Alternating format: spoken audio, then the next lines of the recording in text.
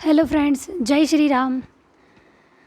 देखो, आज का वीडियो बहुत इंपॉर्टेंट होगा उन सब के लिए जो गवर्नमेंट जॉब एस्पिरेंट है और जो याद करना चाहते हैं और इन्हें याद नहीं हो रहा। तो याद करने के बहुत सारे ट्रिक्स हैं, बहुत सारे तरीके हैं, क्योंकि हमें रटना नहीं है। रटने से क्या, एक समय हम वो चीज़ भूल जाते हैं।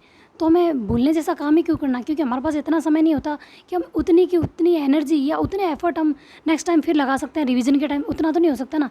अगर हम एक टॉपिक को जैसे आज पढ़ रहे हैं और वापस जब रिवीजन के टाइम हम कभी भी रिवीजन करते हैं तो वापस उतना ही टाइम लगाएंगे, तो फिर क्या मतलब कि हमने उसको पहले पढ़ा था, उतना टाइम तो नहीं लगना चाहिए ना, उसमें कम टाइम लगे तो उसको कहते हैं कि अच्छा पढ़ा हुआ है। हमारा याद करने का तरीका आपने कुछ ढूंढ लिया है। तो देखो, याद करने के तरीके क्या होना चाहिए, बहुत सारे तरीके हैं। कुछ टिप्स मैं बता दूंगी आपको कि कैसे याद करना चाहिए। ठीक है, हर सब्जेक्ट को पढ़ने का अपना अलग अलग तरीका होता है। तो देखो, जिनके ऑनलाइन कोर्स लिए हुए ना, तो उनको क्या करना चाहिए, सिलेबस भी कवर हो जाता है और रिवीजन भी अच्छे से हो जाता है और याद अच्छे से हो जाता है। तो देखो क्या करना चाहिए उन्हें। देखो, पहली बात तो ये है कि वो कोई ट्रिक के साथ नहीं पढ़ना चाहते ना, तो आप पहले क्लास देख लो, या वही उसी टॉपिक की आप कोई बुक लेके बैठो साथ में, पहले उसको पढ़ लिया अच्छे से। उस ऑनलाइन क्लास को आपने अगर ढंग से देख लिया है तो उसके बाद आप वो टॉपिक उस बुक से उठा के देखो। आपको पढ़ने में थोड़ी आसानी होगी और आपकी स्पीड बढ़ेगी। एक बात तो स्पीड बढ़ गई। टॉपिक अगर समझा हुआ हो ना तो उसे वापस बुक से पढ़ने में आसानी होती है। और जो फर्स्ट टाइम तैयारी कर रहे हैं और बुक से डायरेक्ट पढ़ना चाहते हैं ना, तो उन्हें दिक्कत होती है, यार किस तरीके से शुरुआत करें, कहाँ से पढ़ें, कैसे पढ़ें, शुरुआत ही कहाँ से करें। अगर ऑनलाइन कोर्स नहीं लेना चाहते तो यूट्यूब से उसी टॉपिक की आप कोई भी क्लास देख सकते हो, अच्छे टीचर की, वो भी आप देख सकते हो। और फिर भी देखो, एक और याद करने के तरीके बता रही हूँ। देखो, आपका सिलेबस कवर करना और रिविज़न के लिए आप दो ही चीज़ करो। अगर आपने ये दो चीज़ ढंग से कर ली ना, तो 100% आपको देखो अच्छे से याद हो जाएगा और सिलेबस भी समय पे कवर होगा और इससे बाहर कुछ नहीं जाएगा। बाहर कुछ नहीं जाएगा मतलब आपका सिलेक्शन ज़रूर होगा, क्योंकि देखो आपको अगर एक ही चीज़ बार बार करते हो ना तो रिवीजन अच्छा होता है, तो उससे रिलेटेड कोई भी क्वेश्चन आता है तो आपके गलत नहीं होता। क्लास देख ली, उसके बाद उसके नोट्स बने हुए तो वो पढ़ लो, बस। क्लास वर्क, होमवर्क, ये दो चीज़ें ज़्यादा कर लो। क्लास को अच्छे से तरह देख लिया, फिर उसको आपने नोट डाउन किया, नोट से या बुक के जो भी आप वापस पढ़ रहे हो ना उसको वापस देख लो। बस इन दो चीज़ों की बार बार करो। ठीक है। नेक्स्ट चीज़ है पढ़ने का तरीका, याद कैसे करें। जैसे मैं डेली टारगेट दे रही हूँ तो किसी किसी को याद नहीं हो रहा। जैसे एक कमेंट आया है कि याद नहीं हो रहा। देखो, बहुत कम लोग होते हैं जो सच बताते हैं कि याद नहीं हो रहा। जैसे मैं भी बताती हूँ, अगर मुझे याद नहीं होता तो मैं बोलती हूँ सीधे बात है, क्योंकि मैंने बहुत सारे तरीके क्यों निकाले याद करने के, क्योंकि मुझे खुद को याद नहीं होता था। एक टॉपिक को मैं घंटों लेके बैठती थी, फिर इरीटेट उड़ के उसको छोड़ देती थी कि नहीं समझ में आ रहा, छोड़ो, मुझसे नहीं होगा। ऐसे मतलब जैसे कि मैथ्स नहीं आती तो नहीं सॉल्व करते करते मेरी दिक्कत हो जाती थी कि छोड़ो, ये मुझसे नहीं होगा। ये इंग्लिश को तो जैसे छोड़ रखा है कि भाई मुझे नहीं आएगी। तो देखो, हर सब्जेक्ट के नए नए तरीके अपन ढूंढने ना तो अपन को ज़रूर मिलता है। तो देखो, वो तरीके बता रही हूँ मैं आपको। जैसे देखो, हिस्ट्री याद करने का तरीका मैंने आपको एक चैप्टर पढ़ाया है, मुगल काल। तो देखो, अगर आप हिस्ट्री पढ़ते हो ना, उसको कहानी के रूप में लेने की कोशिश करो। उसमें मतलब आप वो क्वेश्चन पढ़ रहे हो ना, जैसे कि मैंने बाबर के बारे में ही बताया कि बाबर ने मतलब कौन सी मस्जिद बनाई, तो संभल की जामा मस्जिद बनाई जो रूहेलखंड में बनाई। तो उसको याद कैसे करें। याद करने का तरीका देखो, मैंने पहले बताया था कि बाबर बूढ़ा आदमी है तो पानीपत में उसने क्या बनाई, काबुली मस्जिद। तो देखो, मतलब याद करने का तरीका है कि बूढ़े आदमी को पानी पिलाया, काबुली खिलाई, उसके बाद वो संभल गया, उसकी रूह काँप रही थी, संभल गया तो उसने जामा मस्जिद बनाई। तो मतलब उसी के अंदर अपने कुछ ऐसी चीज़ ढूंढ लो या ऐसे वर्ड। मतलब अगर आप कोई चीज़ पढ़ते हो और उसमें खुद की लैंग्वेज से कोई चीज़ ऐड कर लेते हो ना, तो वो आप भूलोगे नहीं। वो एग्ज़ाम टाइम याद रहेगा आपको और उस समय झट से याद आ जाएगा। अगर आप मतलब कोई ट्रिक ढूंढ लेते हो कि नहीं, मतलब कोई मतलब पहले पहला शब्द ढूंढ लिया, उसको याद करने का तरीका इस तरीके से कर लिया ना, कोई ट्रिक ढूंढ ली ना, तो ट्रिक का अगर एक वर्ड भी मिस हो गया ना तो आप सब भूल जाओगे। लेकिन अगर उसको आप जैसे कि मारवाड़ी में भी कोई कहानी बनाकर या अपनी ही लैंग्वेज में कोई उसको मॉडिफाई करके आपने अगर पढ़ लिया ना, तो वो आप चीज़ भूलोगे नहीं। सबसे अच्छा तरीका तो यही है पढ़ने का। आप मेरे मुग़ल कालीन जो मैंने चीज़ पढ़ाई ना, मुग़ल काल पढ़ाया है, गुप्त काल पढ़ाया है, ये जो मैंने भीमराव अम्बेडकर के बारे में पढ़ाया, राजा राम मोहन राय पढ़ाया, मैं डिस्क्रिप्शन में इनका अलग अलग से लिंक शेयर कर दूंगी। तो आप एक बार वो क्लास से देखना कि मतलब पढ़ने का तरीका ये भी हो सकता है जिसमें हमें कोई चीज़ रटने की, याद करने की ज़रूरत ही नहीं है। सीधा ऑब्जेक्टिव क्वेश्चन आएगा और आप आराम से कर लोगे, क्योंकि आपके दिमाग में वो चीज़ रहेगी, हाँ इससे इस तरीके से मैंने बनाया था। तो आप खुद वो नए तरीके, वो नई कहानी या वो नए शब्द अपनी खुद की लैंग्वेज के वर्ड उसमें ऐड करने की कोशिश करो, तो आपको वो आसानी से याद होगा। एक बात तो, एक पॉइंट तो ये हो गया। और दूसरा कि अगर कोई टफ टॉपिक है, उसमें कोई चीज़ बन ही नहीं रही, याद ही नहीं हो रही, याद करने का कोई तरीका नहीं है, तो उसको कैसे याद करना है। तो देखो, आप अगर कोई ऑनलाइन क्लास ले रहे हो तो वहाँ से आप एक बार देख लो, फिर आप बुक से देख लो, फिर भी आपके नहीं हो रहा है, या डायरेक्ट आप बुक से पढ़ रहे हो या नोट से पढ़ रहे हो, तो पहले एक बार आप नोट्स को ढंग से पढ़ लो। जब आप नोट्स पढ़ रहे हो तो पूरा कॉन्सेंट्रेट सिर्फ उसी में करोगे, आपको ढंग से वही चीज़ देखनी है। जैसे मैंने कोई बुक ले ली, उसको मैं रीड आउट कर रही हूँ ढंग से, एक अच्छी तरीके से पढ़ रही हूँ। अच्छी तरीके से पढ़ लिया। उसके बाद मैंने उस बुक को बंद किया और सोचा कि मैंने उसमें कौन कौन से वर्ड मतलब मुझे याद रहे, उस पूरे चैप्टर में से मुझे कौन कौन से वर्ड याद रहे। ये नहीं कि जाता है थान ऐसे वर्ड, वो नहीं, मतलब इम्पोर्टेंट शब्द, कुछ शब्दावलियाँ होती है, कुछ ऐसे वर्ड्स होते हैं जो हमें याद रखने होते हैं। अगर टॉपिक को ढंग से पढ़ते हैं ना वो हमें याद होते हैं। कुछ सन वगैरह याद रह जाती है, तो उसको आप नोट डाउन कर लो रफ कॉपी में। फिर आप जो आपने नोट डाउन किया ना वो ये देखो कि ये किस समय बोला गया, किसने बोला, किस तरीके से कहा, ये किस लिए लिखा, उस शब्द को मतलब उस चैप्टर में किस लिए यूज़ लिया गया। तो आपको क्या उसके आसपास की भूमिकाएं याद रहने लगेगी, आपको समझ में आएगा कि उसके आसपास आपने क्या पढ़ा था। फिर आप चैप्टर को खोलो और उसको देखो एक बार और गौर से देखो। फिर आपको कुछ चीज़ें याद होगी, फिर आप उस नोट वापस बंद करो और विजुलाइज करो, हाँ ये चीज़ पढ़ी थी, ये चीज़ पढ़ी थी, वो चीज़ पढ़ी थी। फिर आप उसको नोट डाउन करो। नोट्स हमेशा अपनी लैंग्वेज में बनाने की कोशिश करो।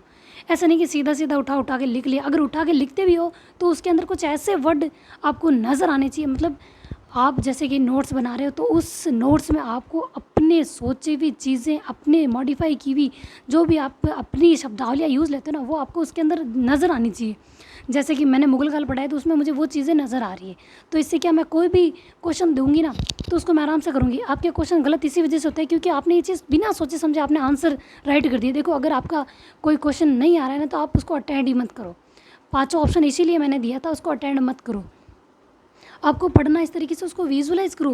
पहले पढ़ो, उसके बुक बंद करो, उसके बाद सोचो उसके बारे में क्या पढ़ा। देखो एक ही टॉपिक को बहुत दिन पढ़ने से अच्छा है एक दिन पढ़ो और ढंग से पढ़ो, और वापस जब रिवीजन करने बैठोगे ना उसको 5 मिनट भी नहीं लगेंगे।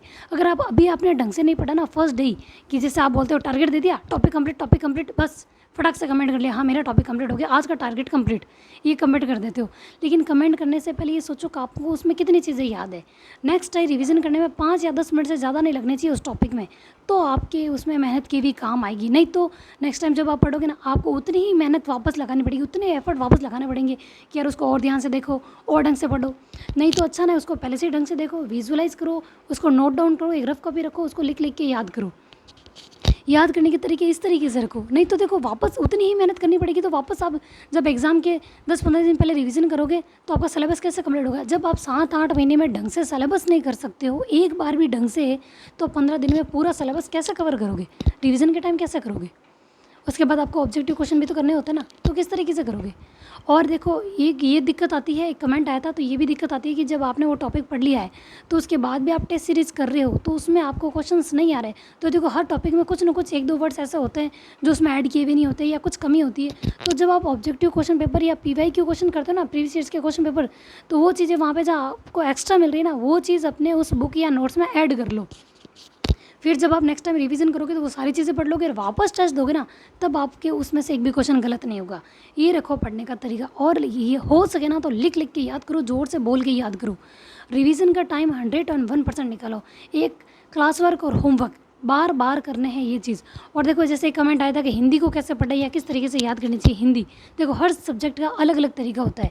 जैसे अगर देखो मैं सबके बताने की कोशिश कर रही हूँ, जैसे मैंने हिस्ट्री का बता दी या कोई भी थ्योरी सब्जेक्ट आप पढ़ते हो ना तो उसमें आप अपने वर्ड यूज़ में लो, अपनी खुद की भाषा में उसको कुछ बोलो, कुछ तरीके से याद करने की कोशिश करो। साइकोलॉजी पढ़ते हो तो उसी परिभाषाएं, जैसे परिभाषा याद नहीं होती उसी परिभाषाओं में कुछ ऐसे शब्द ढूंढ लो ताकि वो परिभाषा आते हैं आपको पता चल जाएगा हाँ भाई ये तो इस राइटर की है। इस तरीके से जैसे मैं साइकोलॉजी का भी डिस्क्रिप्शन में लिंक शेयर कर दूँगी किस तरीके से करनी है।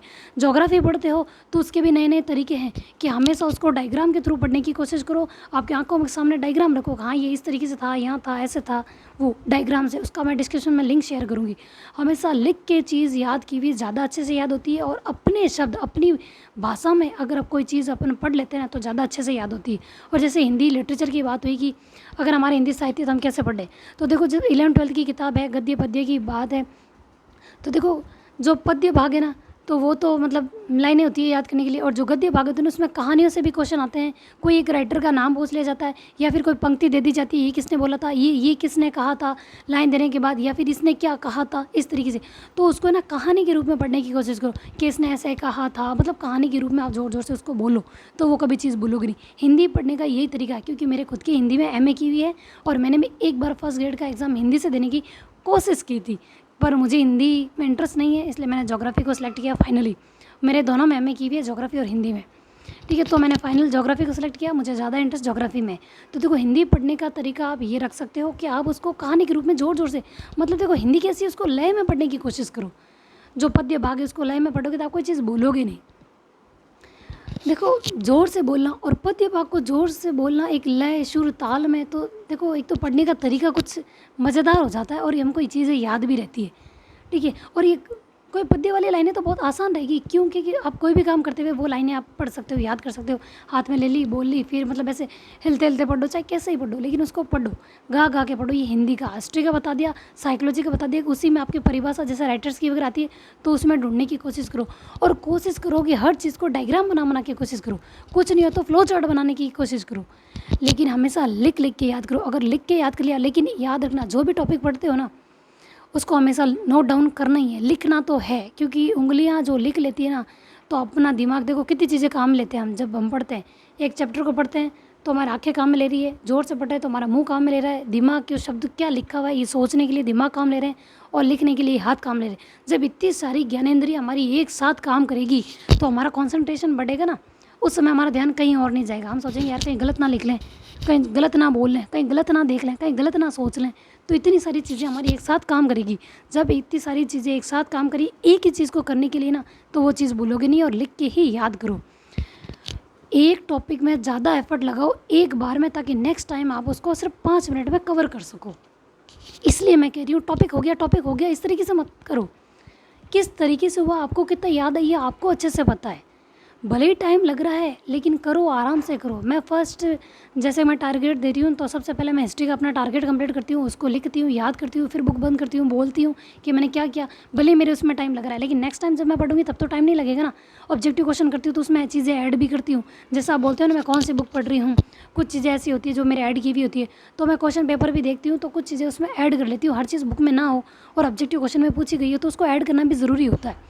तो देखो इस तरीके से पढ़ो। और रही बात साइंस की कि भी हमारा साइंस सब्जेक्ट है तो साइंस किस तरीके से पढ़ें, तो देखो आपका कोई भी साइंस सब्जेक्ट है ना, तो साइंस का अगर कोई टॉपिक आप पढ़ रहे हो तो एक बार उसको पढ़ लो। उसके बाद यूट्यूब पे या आपका कोई कोर्स लिया हुआ है कहीं पे भी कुछ भी ना, एक बार उसका वीडियो देख लो। अगर आप वही चीज़ें वही चित्र आप एक बार देख लोगे ना कि किस बारे में वो बता रहे हैं, वो चित्र आपने देख लिया तो वो चीज़ आप भूलोगे नहीं। साइंस पढ़ने का तरीका अच्छा यही रहता है, क्योंकि देखो साइंस में ज़्यादातर ये चीज़ें होती है ना, तो मतलब जिनके बायो है तो वो चीज़ देखी भी आप भूलोगे नहीं कि हाँ यहाँ पे ये था, यहाँ पे ये था। क्योंकि देखो हिस्ट्री वाले भी अगर डायग्राम बना के पढ़ रहे हैं तो साइंस वाला को तो डायग्राम ऑलरेडी है तो वो आराम से कर सकते हैं ना। डायग्राम उन्हें बनाने की ज़रूरत नहीं पड़ेगी, बस उन्हें डायग्राम को ढंग से देखने की ज़रूरत है। उसके बाद लिख लिख के याद करने की। नहीं याद हो रहा है तो लिखो, आपको रटना नहीं है। लिखने का क्या मतलब है, आपने एक बार लिख लिया फिर बुक बंद की, फिर आप बोलोगे तो फिर आपको वो चीज़ याद आ जाएगी। फिर कुछ नहीं हो ना तो आप दीवार के सामने बैठो, अगर आपके लिखने का मन नहीं है, टाइम नहीं है ना, तो आप जो चीज़ पढ़ रहे हो बाद में आपको दीवार पे वो चीज़ दिखनी चाहिए कि हाँ ये इस तरीके से लिखा हुआ था और ऐसे मैं अपनी भाषा में इसको ऐसे बना रहा, तो मेरी भाषा में वो सेंटेंस कैसे लिखा हुआ होना चाहिए वो आपको दीवार पे दिखना चाहिए। इसको कहते हैं विजुलाइज। विजुलाइज करके पढ़ी हुई चीज़ भूलोगे नहीं, इसलिए मैं विजुलाइज का कह रही हूँ। और रही बात आप कह रहे हो ना कि भाई मैंने 15 मिनट आपसे मांगे हैं कि आप मेडिटेशन करो, देखो मेडिटेशन के फ़ायदे हैं। कॉन्संट्रेशन पावर बढ़ती है, विजुलाइजेशन आप आराम से कर पाओगे।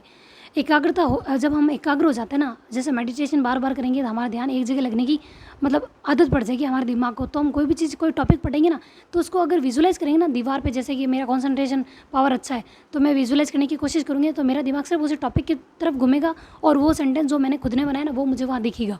ये होती है कॉन्संट्रेशन पावर, जब बढ़ जाती है ना तो वो चीज़ें हमें दिखना शुरू हो जाती है। तो इसलिए मैं कह रही हूँ कि विजुलाइज करो, मेडिटेशन करो। कि मेडिटेशन के फ़ायदे हैं कि विजुलाइजेशन में आपके काम आएंगे, कि आपको वो चीज़ें नज़र आएगी, क्योंकि आपका कंसंट्रेशन पावर बहुत अच्छा रहेगा। और अच्छा रहेगा तो आप जिस चीज़ के बारे में सोचोगे वो चीज़ें आपको दिखेगी। आराम से आप एक बार कोशिश करके देखना, ठीक है। तो देखो अगर आपको वीडियो पसंद आया तो लाइक शेयर और सब्सक्राइब करो, और हर सब्जेक्ट को आप आसान बनाने की कोशिश करो। और एक बार एक टॉपिक में इतना एफर्ट लगा दो तो नेक्स्ट टाइम आपको 5-10 मिनट से ज़्यादा नहीं लगने चाहिए। एक बार 2 घंटे 3 घंटे 4 घंटे जितने भी लग रहे हैं लगने दो। थोड़ा थोड़ा गैप ले लो, जैसे 1 घंटा पढ़ लिया और आपको लग रहा है हद से ज़्यादा बोर हो गए, नहीं समझ में आ रहा है, तो 5-10 मिनट, मतलब देखो ज़्यादा नहीं, यूँ नहीं है कि 10 मिनट के लिए जाओगे आधा घंटे वापस नहीं आओ, ठीक है। 5-7 मिनट आपने घूम लिया। और कोशिश करना नेक्स्ट टाइम आप जब ब्रेक लो ना तो थोड़ा टाइम घटाना, कि पिछले बार में 5 मिनट गया तो घूमने, अब 3 मिनट जाऊँगा, नेक्स्ट टाइम 2 मिनट, फिर 1 मिनट, फिर 1 मिनट ही काफ़ी रहेगा। कि बोर होने के बाद 1 मिनट राउंड लगा के, और 1 मिनट का ये मतलब नहीं है आप कान में लगा लो फ़ोन या कोई रील्स देखना चालू कर दो तो बस उससे बाहर ही ना निकल पाओ, ऐसे नहीं। जैसे हाउसवाइफ के लिए अच्छा है कि मैं क्या करती हूँ, जब मैं बोर हो जाती हूँ ना तो मैं जाके बर्तन धोना चालू कर देती हूँ। ऐसा नहीं है, देखो मॉर्निंग के बर्तन ख़त्म होने के बाद भी तो ऐसा नहीं है कि कोई खाना नहीं खाता, खाना तो खाता ना, तो बर्तन तो होते ही हैं। तो जब भी मुझे लगता है मैं बोर हो रही हूँ तो जाके बर्तन धो के आ जाती हूँ। मुझे एक टॉपिक में जब बोरियत महसूस होती है तो मैं जाके वो काम करती हूँ, फिर वापस आके उस टॉपिक को देखती हूँ और विजुअलाइज़ करने की कोशिश करती हूँ, नहीं तो अपने मेडिटेशन करने की कोशिश करती हूँ, ताकि मेरा ध्यान इतना बढ़ जाए उस टॉपिक के प्रति या अपने सब्जेक्ट के प्रति। देखो अपने विषय के प्रति पूरी तरीके से समर्पित रहेंगे ना कि हमें ये चीज़ करनी ही है। कंसंट्रेशन पावर तभी बढ़ेगा जब हमें उस चीज़ में इंटरेस्ट आएगा, और इंटरेस्ट तभी आएगा जब हम मेडिटेशन करेंगे और उस चीज़ को विजुलाइज करेंगे।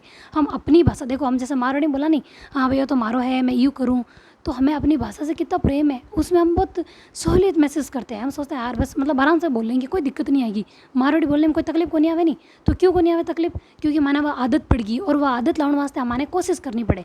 और ये तो हम बचपन से बोल रहे हैं, हमें कितने साल की आदत पड़ी है मारवाड़ी बोलने की, जब से पैदा हुए हैं घर में मारवाड़ी सुनी है। तो ठेठ सुनता सुनता हम अट पहुँचे यहाँ, तो मारवाड़ी में हमारी स्पीड भी बहुत अच्छी होगी कि धमकाना में तो झट देनी मारवाड़ी में बोल जावा है, मतलब हमारे आदत पड़ गई है मारवाड़ी बोलने की। तो देखो हमने कितनी प्रैक्टिस की, इतने सालों की प्रैक्टिस है कि अब हमें मारवाड़ी बोलने से पहले सोचना नहीं पड़ता। लेकिन हिंदी बोलने से पहले सोचना पड़ता है, क्योंकि ल एकदम मारवाड़ी का बीच में आ जाता है, क्योंकि हमारी ज़्यादा प्रैक्टिस मारवाड़ी में। तो इसी तरीके से हमें पढ़ने में क्या करना है, ज़्यादा प्रैक्टिस हमें उस चीज़ को विजुलाइज करने में लगाना है, ताकि कोई टॉपिक देखते ही हमारा विजुलाइजेशन, हमारा वो इमेज हमारे सामने आ जाए। जब हम एग्ज़ाम सेंटर में बैठें और वो हम क्वेश्चन पेपर देखें, तो वो हमारे जो भाषा में हमने उस चीज़ को बढ़ाया ना, जो भी हम उसको कन्वर्ट करेंगे अपनी खुदरी भाषा में कराना नहीं, तो बात चीज़ अपन दिखने लाग चले क्वेश्चन में। फिर उस समय एग्जाम टाइम में जब आप वो क्वेश्चन देखोगे और आपको अपनी भाषा में बनी हुई चीज़ याद आएगी, तब आपको हंसी आएगी, यार ये तो यूँ है। और तो क्या, ये तो नहीं बाबर ने खिला दो हैं, मतलब बाबर को पानी पिलाओ और कबूली खिलाओ, तो वही जाएगा यार। तो मतलब ये चीज़ आप जब वहाँ पे देखोगे ना तो आपको हंसी आएगी, लेकिन एक खुशी महसूस होगी, यार मेरा एक क्वेश्चन सही हो गया। तो इस तरीके से आप सारे टॉपिक करोगे तो आपको कितना मज़ा आएगा पढ़ने में। तो इस तरीके से पढ़ो, इस तरीके से पढ़ा हुआ आपका बहुत काम आएगा। और हर विजुअलाइजेशन हर सब्जेक्ट में करने की कोशिश करो। और एक एक लेके मैं इसलिए चल रही हूँ कि जैसे हिस्ट्री कंप्लीट होगी तो उसके बाद मैनेजमेंट लेंगे। मैनेजमेंट में ज़्यादा इंपॉर्टेंट क्या चीज़ है मैं वो बता दूंगी। हिस्ट्री में देखो, एक बार हिस्ट्री हमारे ढंग से कंप्लीट होगी ना, बाद में इसको रिवीजन में, जैसे रिवीजन तो हम रोज़ ही कर रहे हैं, जैसे मैंने आपको टाइम दिया है 30 मिनट आप मेरे को दो, 15 मिनट मेडिटेशन, टोटल 45 मिनट मांगे, तो 30 मिनट जो आप रिवाइज कर रहे हो ना, उसको अच्छे तरीके से करो। बार बार मतलब आंखें बंद कर करके उसको सोचने की कोशिश करो। और जैसे आप टारगेट खत्म होने के बाद उसको छोड़ देते हो, अपना सेकंड पेपर ले लेते हो, लेकिन सेकंड पेपर भी करने के बाद जब आप लास्ट एंड में सोने जाते हो ना, तो पहले अपने फर्स्ट पेपर का जो टॉपिक था वो और सेकंड पेपर का टॉपिक एक बार 15-15-20 मिनट अगर आपने ढंग से पढ़ा है ना, तो 15-15-20-20 मिनट ही लगेगी और आधे घंटे में आपका रिवीजन अच्छा हो जाएगा। और सोते ही आपके दिमाग में पता है बार बार वही चीज़ें आएगी, ये पढ़ा वो पढ़ा, मतलब चैन से आपका सोना भी नहीं होगा। नींद अच्छी आएगी लेकिन आपके दिमाग में वो चीज़ें घूमेगी, बार बार वो चीज़ें आएगी। विजुलाइज करके पढ़ी हुई चीज़ में मज़ा यही होता है, जब हम सोते हैं तो हमारे दिमाग में वो चीज़ चलती रहती है। इसलिए मैं कहती हूँ विजुलाइज करके पढ़ो, ताकि कोई चीज़ में एक बार एफर्ट लगा दो ना तो बार बार नहीं लगाना पड़ेगा, नहीं तो आपको दोबारा से इतना रटना पड़ जाएगा एग्ज़ाम टाइम में। ठीक है, तो वीडियो पसंद आया तो लाइक शेयर और सब्सक्राइब करें। थैंक यू, जय श्री राम।